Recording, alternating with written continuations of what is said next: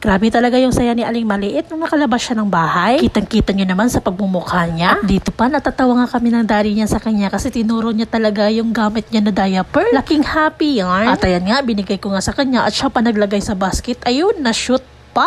3 points. Mawawala pa ba yung Dutch meal na yan? Syempre, hindi. Basta Dutch meal na, magkakaintindihan talaga yan sila ng kanyang daddy. At nung nagsawa na nga si Aling Maliit sa kakapanood ng kanyang paboritong Chuchu TV, ayan, ginawa niyang toy car itong basket. Kaya ayan, todo habol na naman si Mami Jing, Diyos mio. 2 beses nga siya natumba dyan. Pero ayan pa rin, hindi talaga nagsasawa. Ay, poy dago. Sige lang, magsawa ka lang dyan. Akala ko talaga na didiretso na kami uuwi. Naalala pala namin, wala na palang ulam sa bahay. Kaya naman dito na lang kami sa Mang Inasal kakain ng pang dinner. At habang naghihintay kami kay Daddy Jerome na nag-order sa baba, nandito na kami sa taas ni Aling Maliit. At para hindi lang talaga mabagot, pinapanood ko na naman siya ng kanyang paboritong Chuchu TV. O siya mga mamshi, hanggang dito na lang muna. Maraming salamat sa walang sawang pag-support. Bye-bye!